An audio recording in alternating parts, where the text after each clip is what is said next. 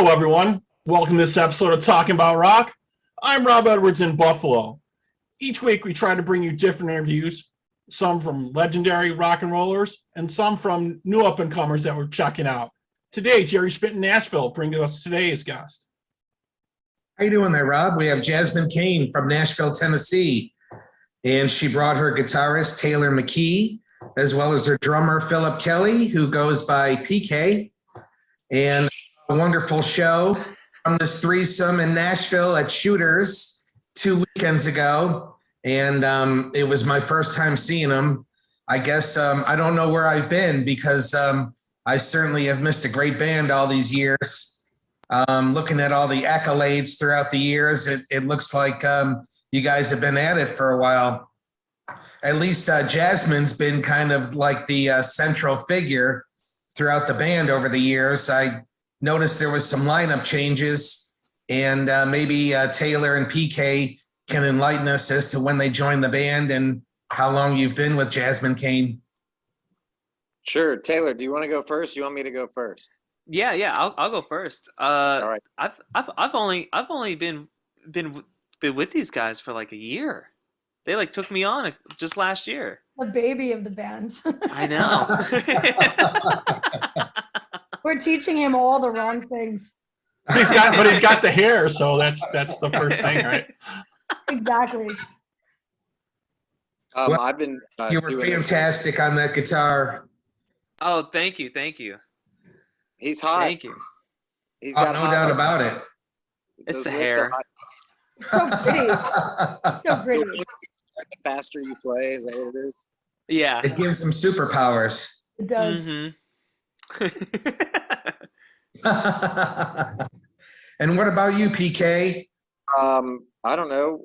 This is my fourth year. What is this? 2018, yep. I guess I started. 18, 19, 20, 21. Yeah, you started in the fall, so this is coming up on the fourth year.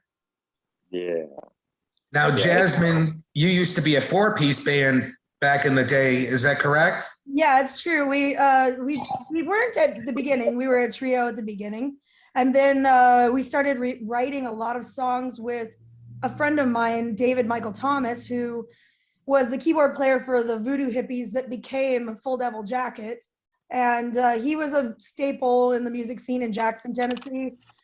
Still is to this day, and we wrote a lot of songs together. And of course, we did all the recordings and whatnot. So it, it only seemed natural to bring him on as a fourth member at that time because we had so many keyboard parts, and short of having tracks live, we had to bring out another member. So we brought him with us. It was a great attribute for a long time, but I think he was with me for about 8 years. He just kind of always struggled with addiction, and it wasn't a good place for him to be on the road. It wasn't a stable thing for him to do. So eventually he kind of went back to Jackson, and he hasn't really toured since then. So I swore I would never bring out another keyboard player. So now we just use the tracks. Sounds good.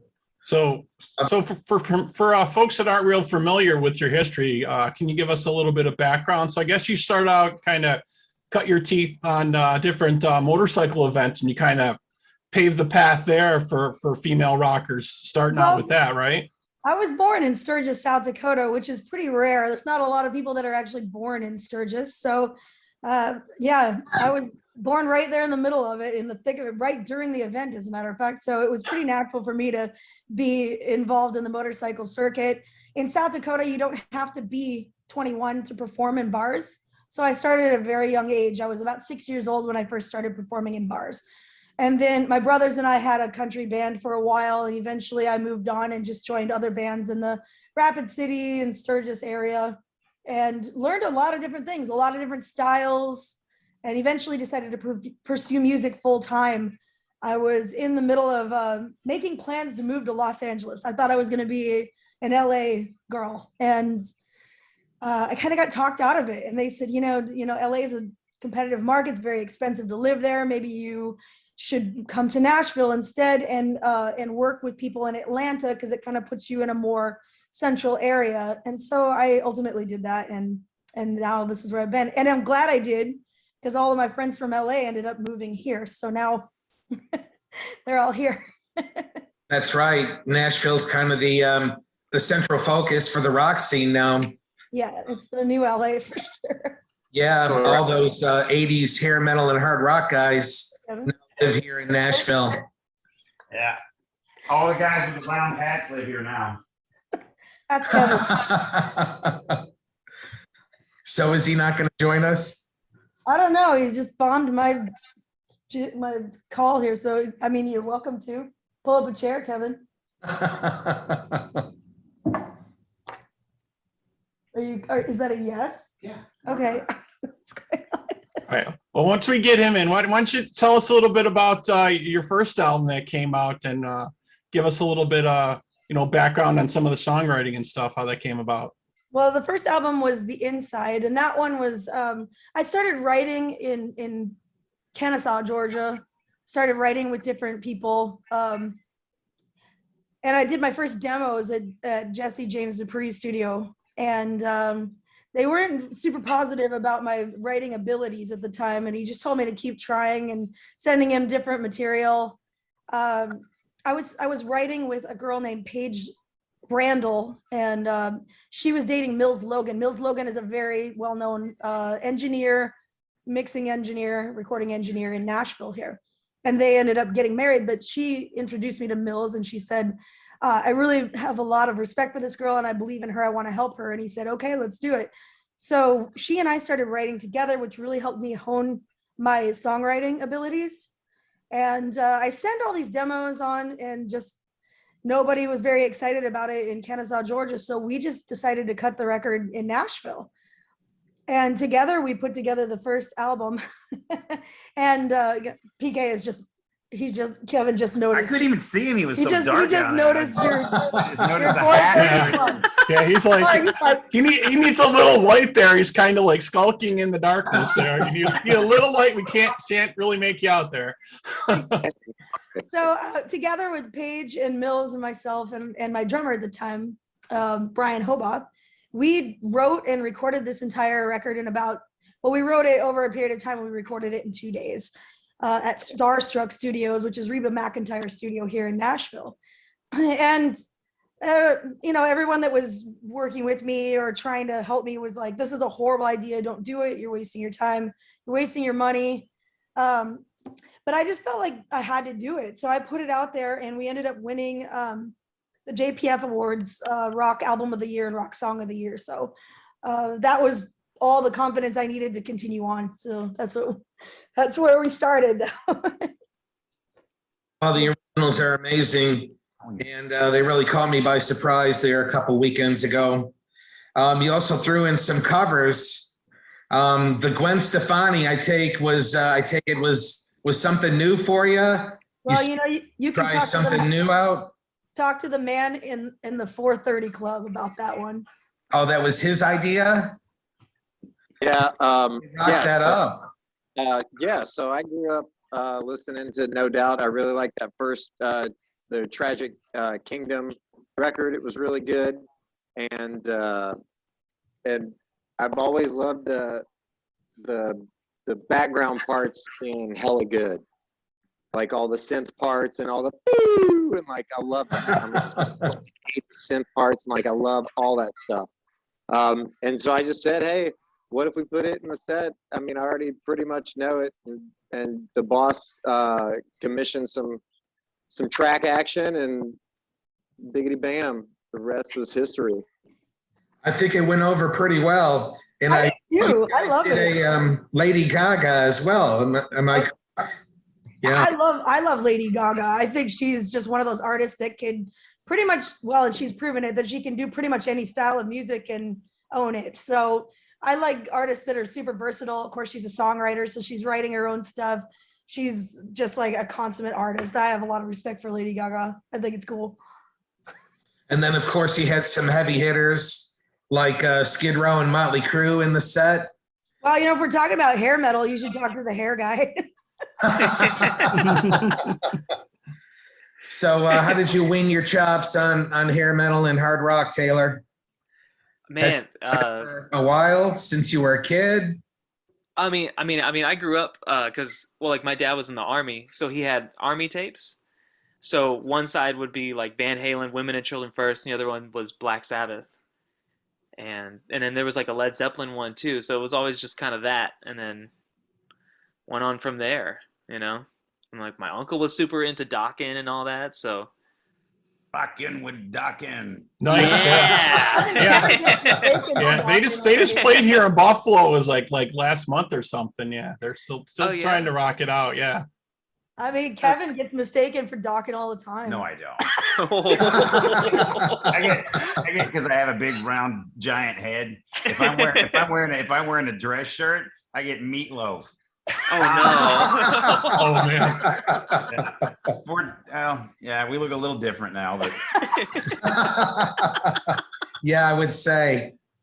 But, it's a great set list of originals and hard rock and hair metal covers, as well as the pop stuff that you're throwing in now.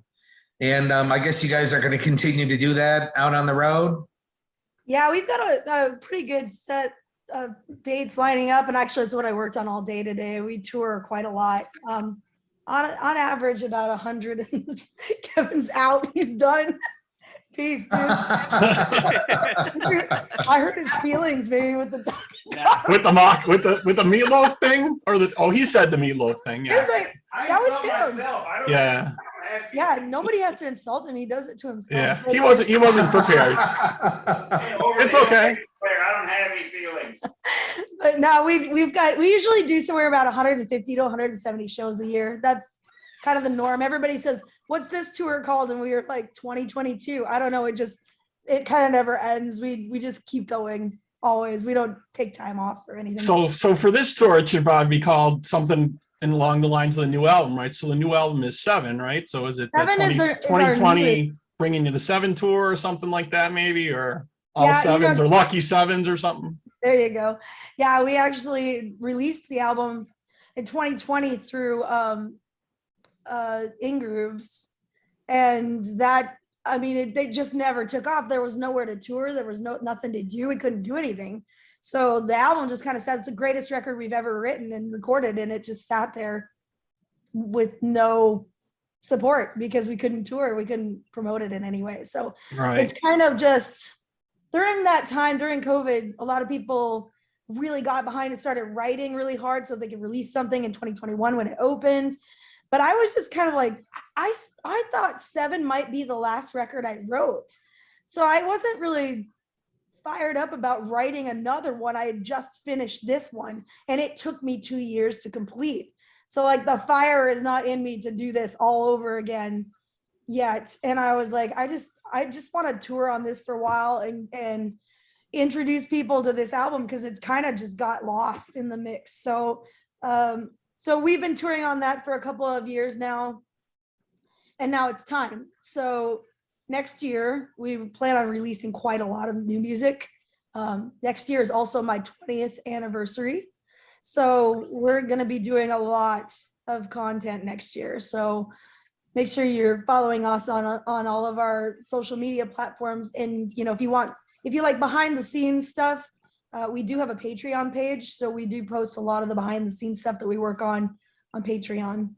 And, cool. Yeah, definitely. And we've heard that from a lot of different artists, right? With the COVID thing, all you could really do was record and write. And a lot of them had projects that were like almost done or done and waiting. So now that's why we're going to see all these tours happening now.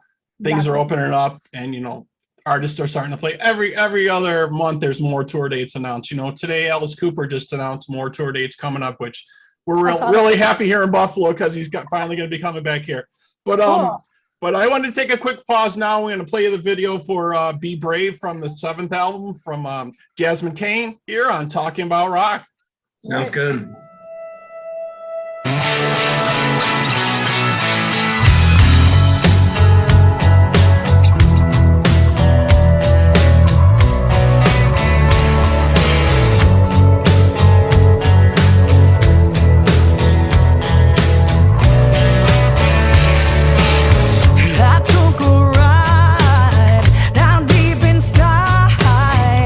Trying to find my way.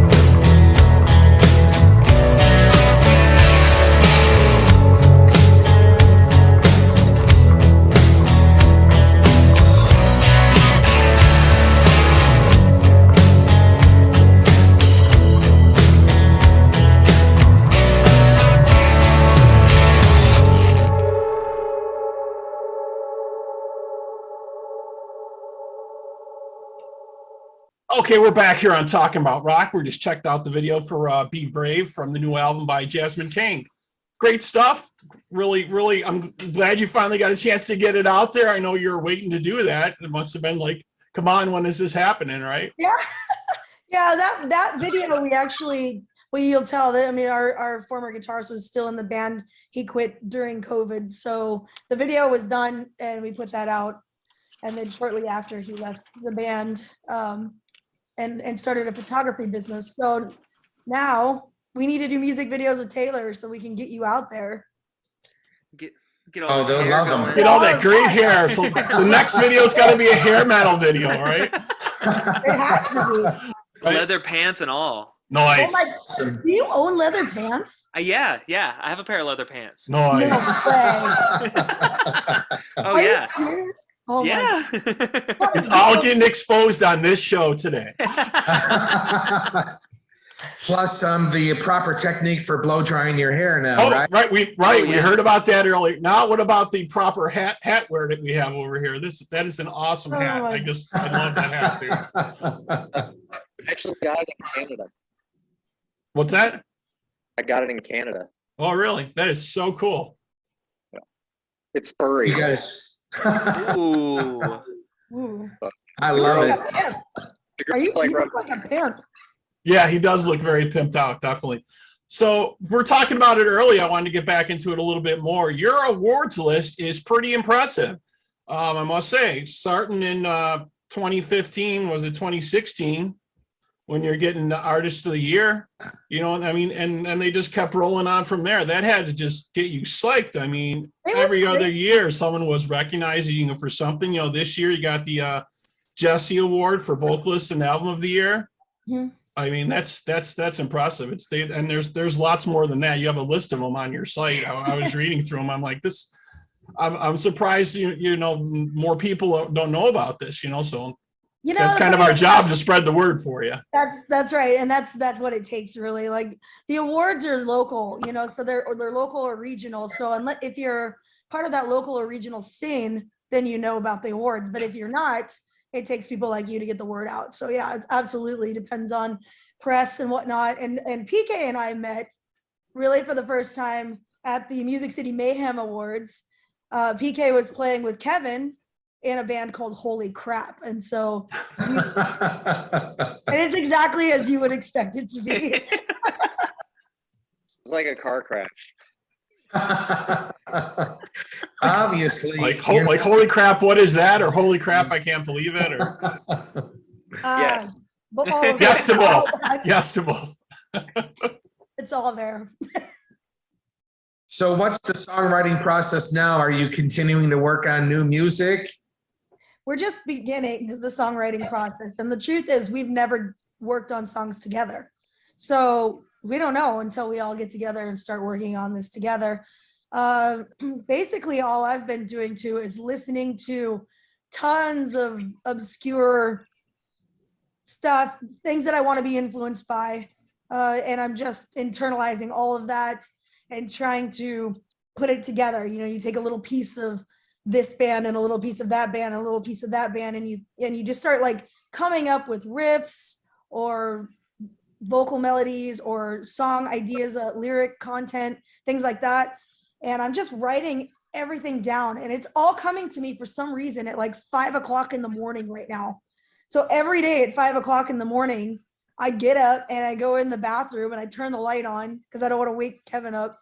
And I sit there and type on my phone all the ideas that I have and write them all down because, you know, you gotta strike when it gets you. So. Yeah, when you got the inspiration. Yeah, I used to have like a pad next to me on my bed. Like I would write down if I woke up in the middle of the night, I'd write down lyrics or something. Yeah, I know what you're saying. Yeah. Yeah, and I had like the little voice recorder or whatever that you could just sing into, and your, you know, shitty half asleep voice. You just get up and like choke and cough a bunch of stuff out, and then listen to it the next morning and go, "What in the hell was that?" Right. But yeah, it'll be a process. We're just getting started. So we have about 2 weeks right now of time off to really focus on writing. So it's just a matter of us working with everybody's work schedules and, you know, time that they've got and buzz over and get started. There's only one way to do it, and that's to jump in. Exactly. Yeah, that'll be great. Exactly. What are some of these things that you're currently listening to inspire you or influence you for the next round of songs? Well, we're listening a lot to Carnival. Carnival is a very huge influence for myself and for PK. And you know, the project that we're putting out next year is very odd. It's not like anything I've ever done before. It's not going to be one collective work of 10 songs or whatever on an album. I'm kind of trying something different because, like I said, I wasn't there. There goes Kevin again. Sorry, Kevin's working. But there's one, you know, like it used to be about the album. It used to be about the collective, but now it's about the song. Yeah. And, you know, a lot of these artists are transcending through different genres. And I like, you know, like I mentioned before with Lady Gaga, I'm really into artists that can be diversified. So my idea for next year was to release not one, not two, not three, but 4 EPs, and each one be in a different genre. And there would be 3 or 4, 5 songs, depending on what gets us. And we will just release smaller projects of more diverse music.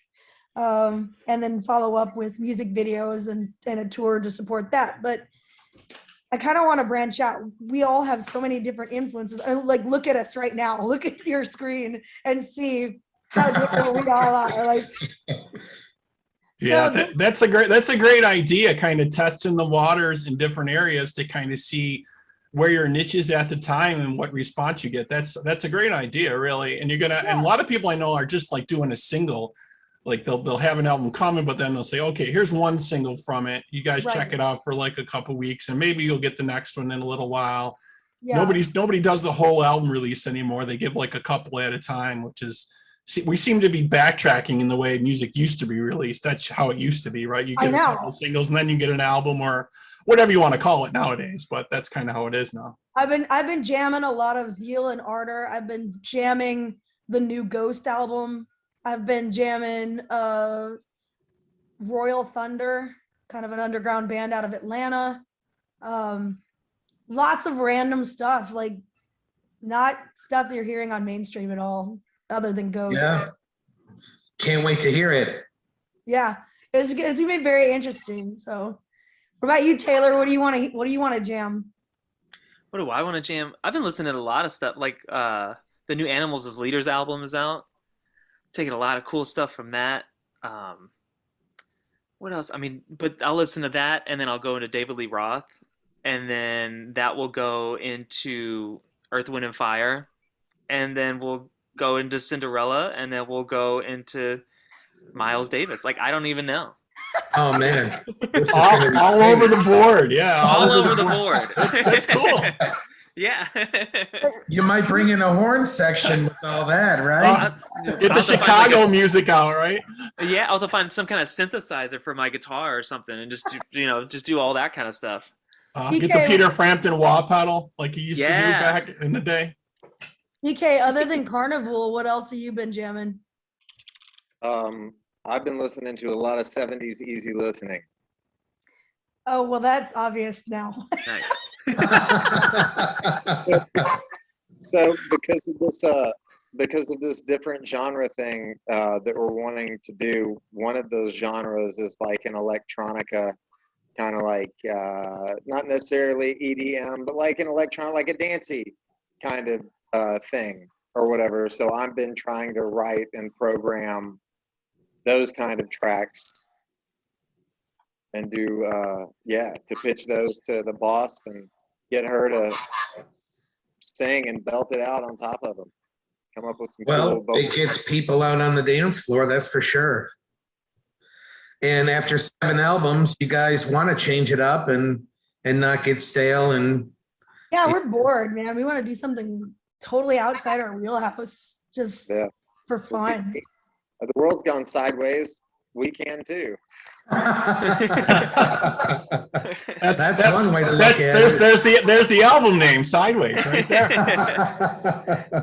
you know? Well, I think we've decided that the project as a whole is just going to be called Schizophrenia because we really don't know what we want to do. We want to do all of it. So it's just going to be 4 different genres of maybe 3 to 4 different songs on each one. And we're just going to go from there. We haven't even really nailed down what genres they're going to be because until we write and see which way we're going, we won't know. Yeah, I think that's an excellent idea for sure. I wanted to backtrack a little bit though. I wanted to talk a little about the 2016 album, White Noise. And in particular, we're going to take a listen to the Nightingale song. So can you tell us a little bit about that? Well, I always, when you're young, growing up as a young girl, people, they tell you things about, if it's all Disney princess stuff, so you meet this prince and they sweep you off your feet and everything's wonderful from that point on. Well, that's not reality. And I think a lot of girls maybe have a misconstrued idea of what it is to actually find someone that loves you.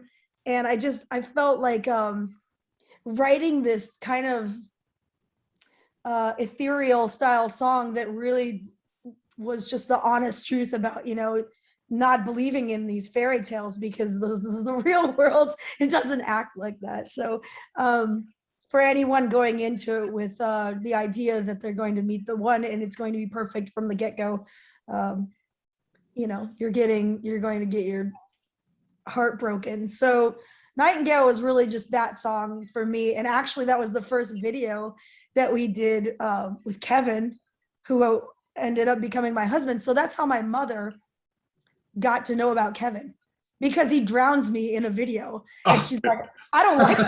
This is the guy I'm dating, Mom. He's drowning me.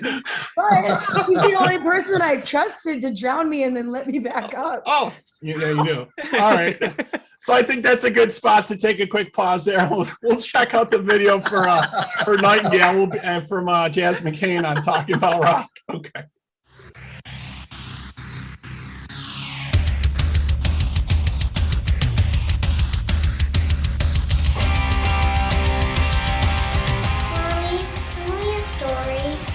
Once upon a time, there was a beautiful princess who lived in a mansion.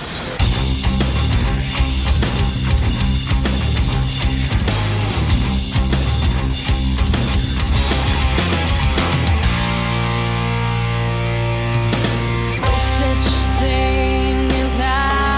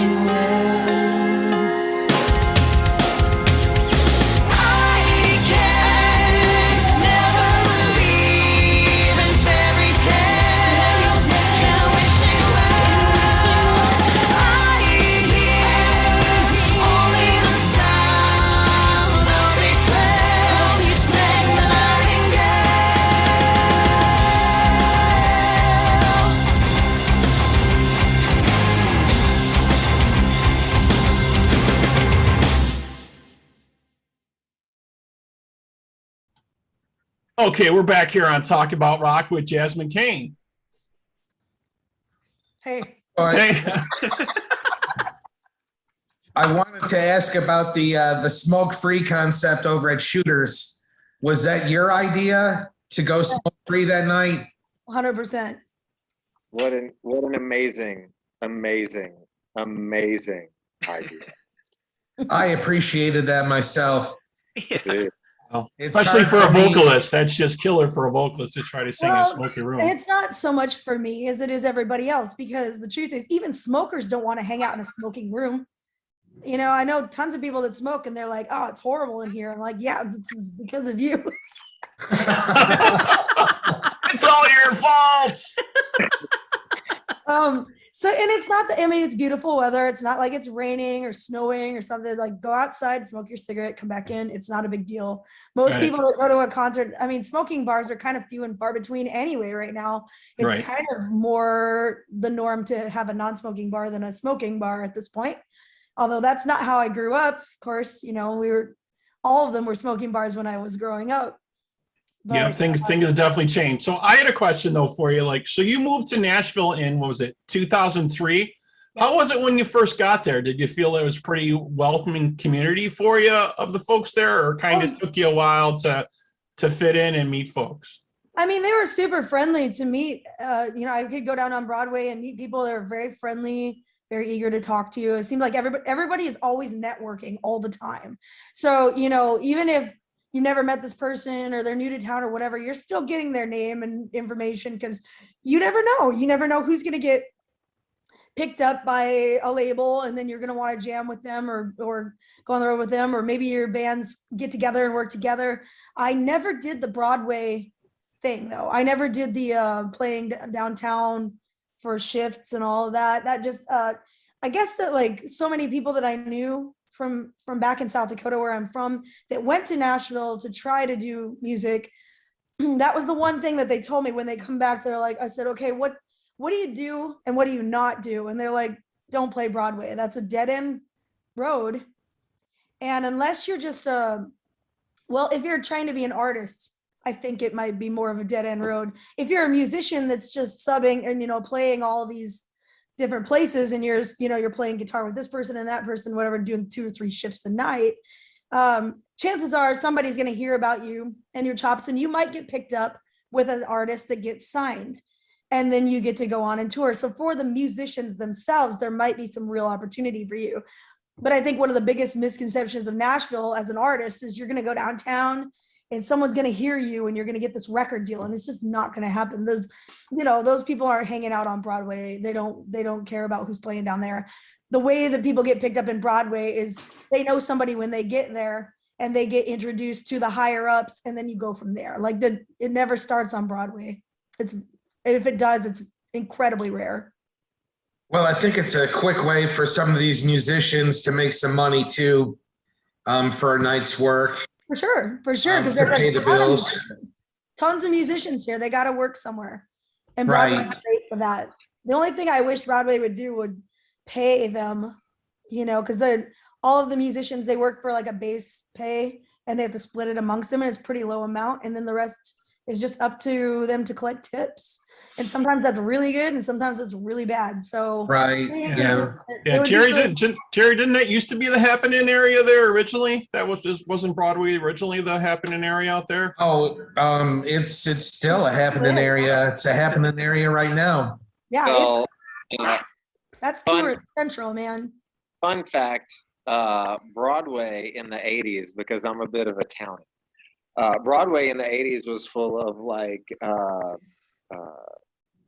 illicit sex parlors and like adult bookstores and like, yeah, man, like early 80s, dude. It was the wild west there. And then they came in like cleaned all that out and threw it out and opened all these honky tonks and all that stuff, man. I've heard that before. One place that you can go to on Broadway where you can still hear really good old school country style music, Robert's Western World. Shout out to Robert's Western World. And you know, guys Layla's is good too. Yeah. They usually have pretty good like bluegrass style stuff there at Layla's. For sure. yeah, but yeah. Anyways, all right, that was all. Yeah, I've been to Roberts before. They're pretty famous for their fried bologna sandwich too. Yep. Yeah, that's their big menu staple. But, I try to avoid Broadway and kind of stay on the outskirts with Bowie's, the Basement East, Third and Lindsley, the Mercy Lounge, Shooters, of course. And I stay off of Broadway. It's a little too crowded for me. And I guess the older I get, the less I like crowds. I don't know. I like to be able to move and not feel claustrophobic and congested. So, plus the best rock clubs I think are out on the outskirts anyway. So, PK, what are you doing? I'm sorry, I'm being distracted by crazy, like half naked chicks and stuff here, man. It's crazy. Oh, nice. The 430 club's where it's at. Oh, So I'm totally engaged. All about him staying on the Basement East and Bowie's and yeah. kind of thing. Yeah, I hope to make it out there myself and see these clubs. You know, I haven't been out there to check any of that out there. Is there any clubs out there that you guys would say like some of your favorite places to play? If you want to go around, Jasmine, where do you think is like your favorite place to play, or do you have one, or it doesn't matter? Or I rarely play in Nashville. We don't play in Nashville a lot, so because it's hard to get paid. So we stay on the road all the time just because it makes more sense. Now, when I'm going to check out bands or go see different bands play, you know, I mean, Bowie's is cool. And, you know, there's like Basement East is always great. Exit In is good. Yeah. Marathon. So it's still really hard for bands to break into those clubs, or they're just not paying very much, or what is it? If you're a national act, you can get paid coming through there, but we're considered local. So you're only going to get a support position where you're going to play for free, or you're going to join a roster of like 7 other bands and play for free. Yeah, it's just, there's not a lot of opportunity to get paid. So we just kind of, you know, we do our maybe 2 or 3 shows in Nashville a year, and we put a lot of work and effort into them because we want our home crowd to be, you know, entertained. But truth is, to stay afloat and to make money in the music industry and to keep this as your job, you can't be exclusively in Nashville. You got to go and make money. You got to tour. Right. So was that friends and family members in the audience that night at Shooters wearing the red jackets? The flannels. Yeah, I love those. That's our merchandise. That's our merch line. Like, you can buy one too. Oh, I want to. Definitely. Yeah, it's awesome. And I will say, most of those people that were there that night are not from Nashville. They traveled from Indianapolis, Ohio, Georgia, like East Tennessee. So you guys got some diehard fans that'll definitely come from wherever. That's excellent. Yeah, it's hard to get people from Nashville. Like, the local people don't really, I don't know, it's hard to get them to support, you know what I mean? Because everybody else is doing their own shows too. So, you know, if they have a day off, they don't feel like going out, or it's just hard to get people out that are local. Right. So I wanted to ask about this bill with Abby Kay, another female bass player opening up for you. And you're a female bass player as well. And that seems to be a rarity in the rock industry. How did that come about? And is Abby Kay going to join you on these tour dates? Well, Abby had reached out to me on Instagram and just said, you know, if you ever needed an opening act, you know, we just moved to Nashville. We'd love to tour with you. And I looked her up and saw she's touring with Nita. She was touring with Nita Strauss at the time for her solo project. And Nita and I have known each other since long ago. We were both sponsored by EMG. We were endorsed by EMG Pickups. And we did this Women of Rock booth signing at Winter NAMM in Anaheim, California, many, many years ago. And all the girls that were signing in that booth, like she and I are kind of the only 2 that are still touring and doing it. Like, the other 2 bands that were there representing have folded and they're no longer. And so it was, I don't know, we just kind of have this like friendship because we're still going and we're still doing it. And I saw that Abby Kay was opening for Nita, and they've been longtime friends as well. They knew each other from California, from LA. So when Abby moved to Nashville, and she was like, if you need any, opening acts or want to do anything together, and I'm like, girl, I should be asking you. You're the one on tour with Nita Strauss. Yeah. Gerry and I both think she's great guitarist. She's done amazing things. She's doing her own solo tours, when she gets time off from Alice, and she's amazing in the Alice Cooper shows. I can't wait to see her here in Buffalo, but she's definitely created quite a store and a following within the last year. Well, I've got some kind of exciting news possibly happening next year with Nita. So I'm kind of pumped. We're meeting with some of our endorsement companies on Wednesday, actually, and just considering some options for 2023. She's amazing, and her solo stuff is doing really well. I'm happy for her. She's earned every bit of it. So yeah, best of luck for her in that. And bringing David Drainman on to be as a vocalist was a great idea. He's amazing singer. Yeah, we look forward to more stuff from her for sure. I did see Abby Kay open up for Nita Strauss at the Basement East when they came through Nashville here. Mm-hmm. And it looks like Abby's making some big strides herself with 99 degrees Celsius.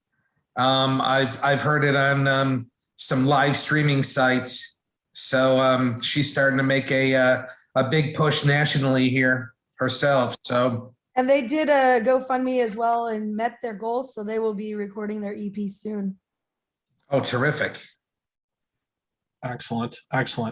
So I wanted to play one more track from you folks here. Take another pause. We're going to play the track from 2011's Highway Prophet. If you want to give us a little background on that, maybe. So I actually wrote that song right in the beginning of when Sons of Anarchy started. There was a TV series called Sons of Anarchy. Oh, yes, there was. Great. Amazing show. And they were looking for bands that were already well known in the motorcycle industry because they were trying to make sure that they had credibility in their motorcycle, people that are motorcycle hardcore, diehard club members or whatever, people that just live the lifestyle. They don't really take too kindly of glamorizing or trying to make money or just, exploiting their culture. They're kind of picky about who they let in. So when this TV show was getting ready to launch, Bob Thiel was the music director for that. And so he was looking for bands that were already well known in the motorcycle industry to try to give the overall, show itself more credibility a little bit. Someone that was already in with the community, knew the people, and they relate to you because you're born in Sturgis. Well, I've been in the industry. You've been around it all your life, right? So of course. And they also used all their extras were people that were, characters of the motorcycle circuit already. So that helped as well. You'll see, I see a lot of people in there that are friends of ours that have been extras on the show and whatnot. So it's cool. So they asked if they could use my music and I was like, absolutely. But at this point, I hadn't written anything specifically for what we did in the motorcycle culture. They were pretty basic, broad category style songs. So it wasn't anything specifically written for being in the motorcycle industry. So I went to a writing session with that in mind with Paige, my original writer, and Jeff Corrin, the guitarist from Every Mother's Nightmare, and now playing with Roxy Blue. He was my guitarist for about 7 years. And so we had a writing appointment with that. And it just pretty much wrote itself. Jeff had a chord progression put together. And I think that song came together in less than 10 minutes. It was a really easy to write song because we were living it. It was easy to write because we were doing it already. And I submitted that to Bob Thiel. And then, the one thing that I don't know, and this is hilarious that I don't know this, but I've never been able to find it in the show. Like I've listened back because you just sign over the rights, and if it gets used, it gets used, and if it doesn't, that sounds like a challenge to me to find it for you. That's what that sounds like. But other people have messaged me and said, I heard your song on Sons of Anarchy, and I swear I've watched the shows, I've watched it, I still have never picked it out. But then again, like, you know, we were in a Carmike Theater one time watching a movie, and you know how they have movie trivia that comes Right. over, like They used to have that just, come up. Yep. Sure. So during music trivia, one of my songs called Break Even comes on, and I'm like, oh, I'm looking at my phone. I'm like, did I accidentally Bluetooth to like The screen. what's going on? Because I mean, it's definitely my song, and I'm freaking out. I'm like, oh shit, what's going on? What's going on? And then I realized, no, they're using my song for music trivia. Oh, Like, that's I'm like- awesome. Again, that's like something through ASCAP that they just agree to do, and then I know Calling your record company. Hey, did we agree to this? that you can thank my PRO for that. ASCAP, Right. all that to do with it. So Awesome. All right. Well, that's so cool. All Surprise. right. Yeah, surprise. We'll take a quick pause here and we'll play Highway Prophet here from Jasmine Cain on Talking About Rock.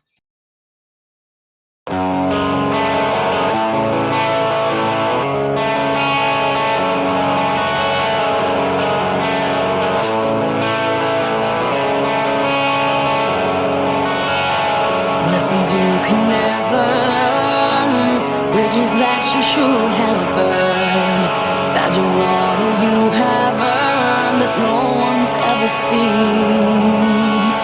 Count the patches one by one, knowing that they'll come undone. Rain will make the colors run, but why watch them bleed? The lights go by as the tears you cry, leave them lying in the shadows. So live like you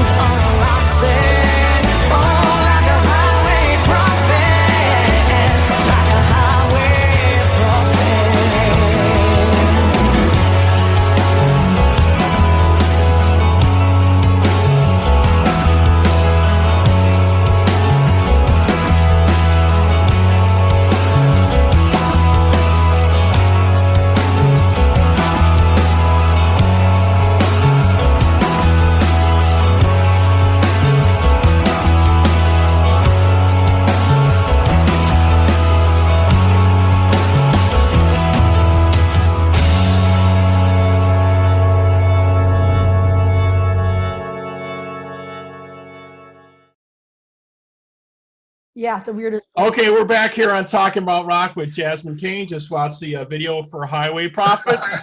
Pretty cool stuff. Yeah, we're having some fun here today. Definitely. No doubt. So we got some more. We got some more dates. We were going to talk about what you got coming up, also, right? You guys are going to be touring.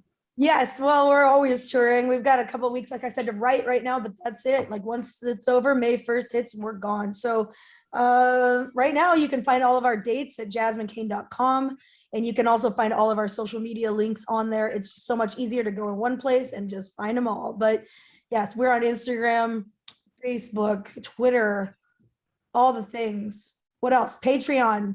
Go to patreon.com if you want to see behind the scenes stuff. And that's just patreon.com/Jasmine Cain. In a few minutes, I'm going to be on Twitch. You can follow our Twitch channel, which is twitch.tv/Jasmine Cain. We do live streaming all the time from there. And it includes tonight is 80s hair metal because it's Hair Metal Monday. Sounds like fun. Here. But I know by the time you edit this, it won't be probably. But we do theme nights. We do guest performances. PK is going to come and do some drums for us on some of the streams. On tomorrow, I've actually got our keyboard player that we talked about, Dave Thomas, is joining me, and we'll be streaming from Twitch tomorrow and doing live web chats for Patreon. So find all of our links. Just go to jasminecain.com. They're all there. Everything's there. So it's the easiest way That's to follow. great. So is this tour going to be largely regional in the Southeast, or do you guys go all over the country? We switch to kind of different locations. So May is kind of like the mid-South, I call it. So we're going to be we start in Panama City in the end of April, and then we go up to like Myrtle Beach. We'll be doing all that kind of stuff. And then as June rolls around, we'll be up in the like Pennsylvania, Laconia, New Hampshire, Connecticut, upstate New York, that area.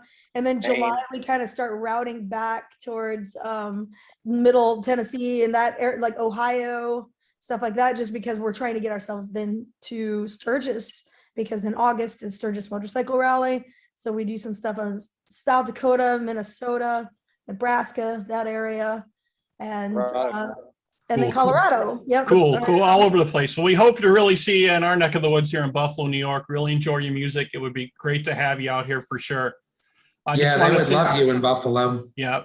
Thank you so much for taking the time to talk to us. Really appreciate it. Love what you guys are doing. We look forward to the new stuff coming out with you guys are going to be all over the board with the new stuff. That's going to be interesting. We hope you'll keep us up to date and maybe let us give us a sneak peek of that stuff when it comes out. That would be so cool.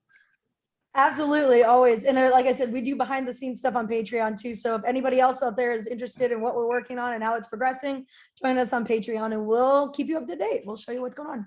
Great. Really sounds good. So if you folks out there have comments or questions for us, please feel free to email us at talkingaboutrock@gmail.com.